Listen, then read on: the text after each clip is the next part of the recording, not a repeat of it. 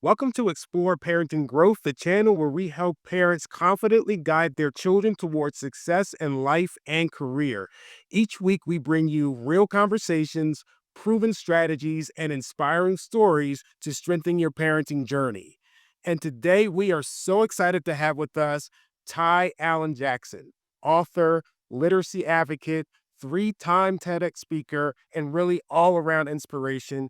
Hailing from the Bronx, New York, Ty, we're so glad to have you. Thank you so much for being here.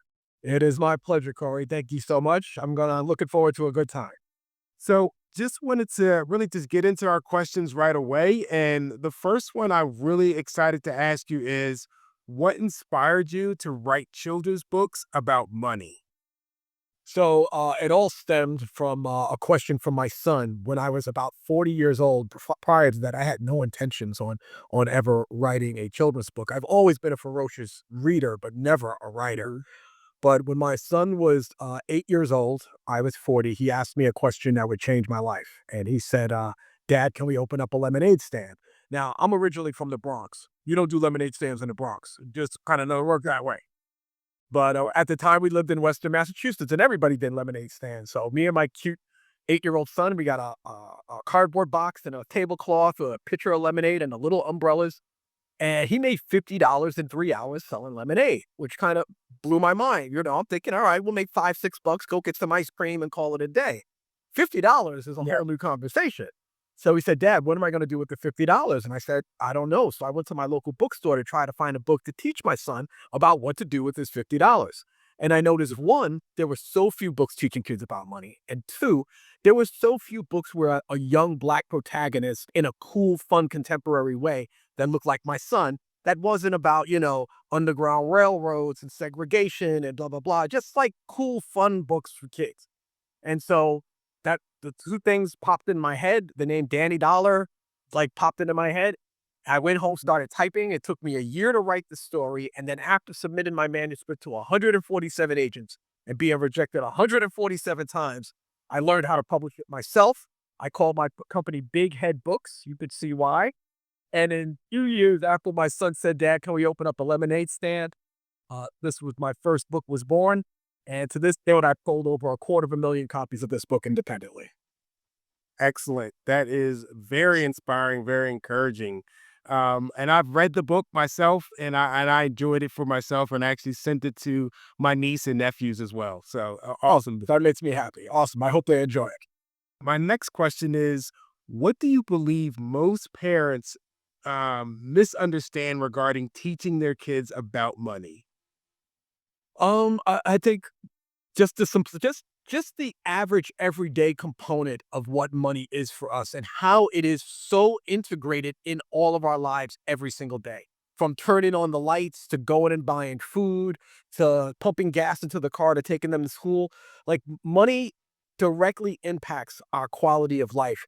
And not having those casual conversations about how much money it takes to fill up the gas, how much a cheeseburger costs, how much it costs to be able to, how much Netflix is every month, or like, I think having those conversations are really important and normalizing the concepts and the use of money. Especially when buying food, because it's the one normal thing that we all do. Like we all eat, or we know where food comes from. So those trips to the supermarket, can be really important lessons, when teaching why organic is more expensive than not organic. How come the name brand is more expensive than the no frills brand? And just having those conversations and seeing like, why something on sale, is to our advantage. Why we should bulk up on it? Should I use my debit card, my credit card, or cash, like when I'm paying and stuff like that? I just think having those normal conversations is paramount. So like getting kids comfortable in talking about money. Excellent. Excellent. Thank you. My next question, how can parents who really aren't financially confident themselves still raise money smart kids? By being humble, honestly, I think it's so important. And that's not only was could be potentially their issue, it was my issue as well. I wasn't the most financially savvy person when I had this epiphany about writing a children's book, but I knew that it was important for me to teach my son these lessons. It was also important for me to humble myself and say, "Son, I don't really know the answer to these questions on how to invest, at this age, on what an IRA, Roth IRA is, like how exactly do you start an investment account? But let's find out together. And I think Yeah. being able to humbly look at your child and say, I don't know, but I know that it's important enough for us to figure it out and preferably to figure it out together, I think is really, really important. It teaches your son or your child, I should say, sorry, that not only is money important, but but also seeing my parent humble enough to say that they don't know makes me feel secure enough in saying it's okay for me not to know and also to figure out how. So I think that that's really important. Gotcha. Now, for yourself, you're an author. We talked about that at the top of the show. How can parents use storytelling to empower their children to dream bigger? So there's so many different ways. The first and I think the most important way is that storytelling and just books of literature, it has to be something that is structurally sound in the home. The same way that kids are coming home and doing homework, the same way that you're sitting down and having family dinners, the same way that you're having movie nights or just whatever your culture is in your home, reading has to be part of that culture. And now it doesn't have to take over the entire day, but a 15-20 minute, like mom, dad, child, whomever are all going to sit and we're all going to, take 15 minutes and read aloud, read our own story or read to each other and then maybe have just like a little discussion about what we read afterwards. And also storytelling is so powerful because while its primary foundation is in books, stories are everywhere. Stories are in our television, stories are within us. I tell kids not every child is a writer, but every child is a storyteller because when they come home from school and you ask them how's their day, what do? They tell you a story about how their day was. Yeah. Oh, we watched this show. What is that show about? They tell you a story about what the show is about. Yeah. So kids are already comfortable telling stories. It's just now enhancing their imagination for them to create their own stories. And so doing that either individually or as a family and integrating books and reading time together and just creating a culture and a dynamic at home, I think is just it's the really best way. When the family is literacy focused, then the child becomes literacy focused. I wonder if you had any stories that your children told you, that may have inspired you in your writing or like encouraged you to move forward in your writing, anything like that that may have come up throughout the years. Well, I think one of the big ones was The Wizard of Oz. The Wizard of Oz, you and I are old enough to remember that The Wizard of Oz used to usually come like once a year, like on a special day. Maybe it was Easter or maybe it was just once a year. And it was like an event. And it's like one of the greatest movies of all time. Now The Wizard of Oz seems to come on every 3 months for whatever reason. But it's okay. I'm not hating. I love it. It's one of my top 10 movies of all time.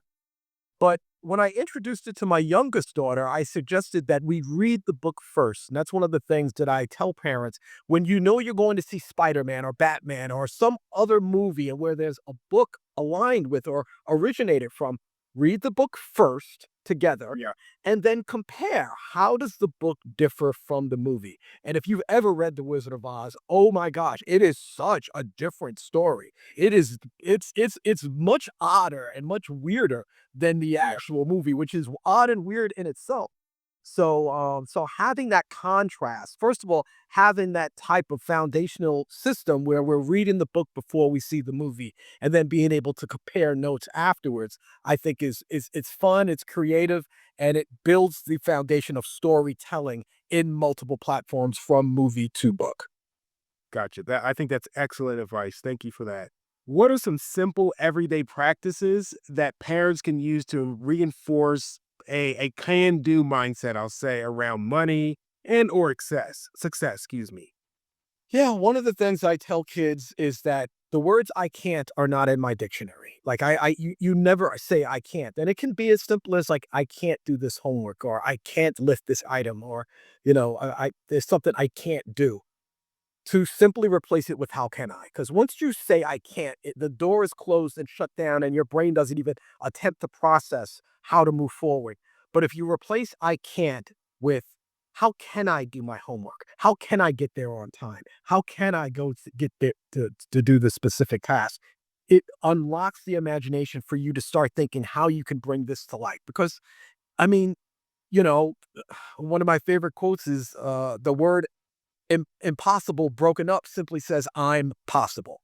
And so there really is nothing that we can't do. And I tell parents all the time when we look at our cell phones, these are my kids, by the way.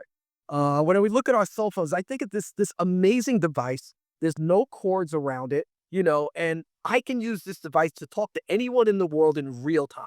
Like there's literally a satellite signal that goes into space, hits the satellite, and comes down on your phone in real time.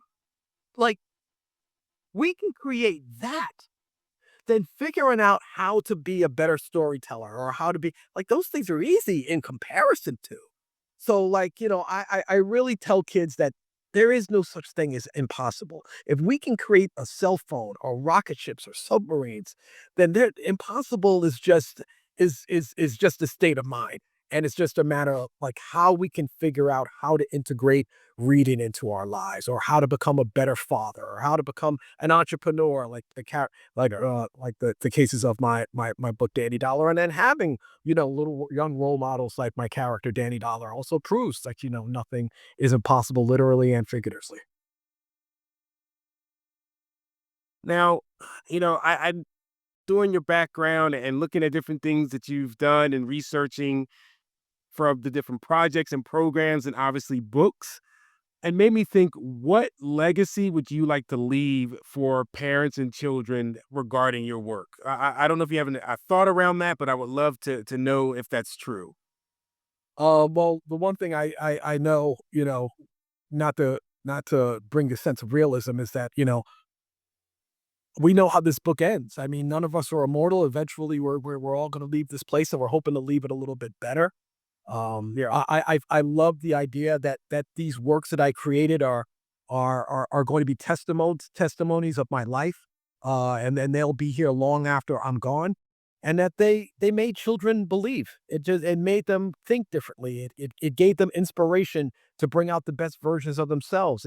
It made them feel like they matter, that they're seen, especially young children of color who are not maybe accustomed to seeing themselves in literature, which is much more prominent than you might imagine. Much less to be a character like Danny Dollar, who's striving to become a millionaire, in which kids know what that means, but the path on how to get there is as foreign as learning a foreign language. So when this character comes to them and says, "This is exactly how you can do this," In fact, my most recent book is titled "Make Your Own Money" to teach kids how they literally right now, not when they're adult, can make their own money. It gives them a blueprint to do that. And most kids don't even have the concept that they could start their own business. But when you give them that permission and then give them the tools to be able to do it, they start to believe, well, if I can do that, well, what else can I do? And so I think that perhaps is the legacy that I want to leave behind. I want these books to be a testimony of will, a testimony of love, of confidence, of belief, of forward critical thinking, and for these kids to grow up to believe that they can. Yeah. Awesome. Yep. And I'm gonna wrap up with my last question here, and it's basically a simple thing or a simple question. Can you provide us with a practical, at least one practical action that parents can do really this week to raise empowered, money-wise kids? Yeah, really simple. And I mentioned it before. I always think the supermarket, it's something that all of our children have come with us to.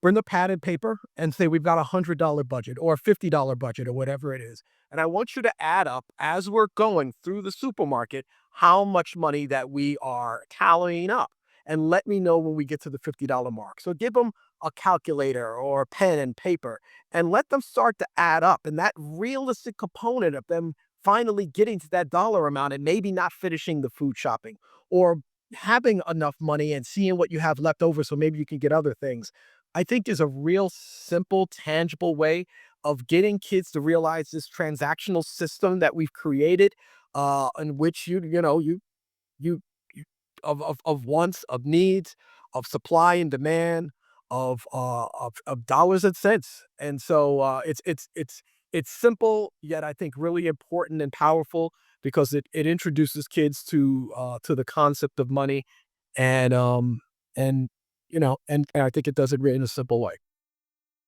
Thank you.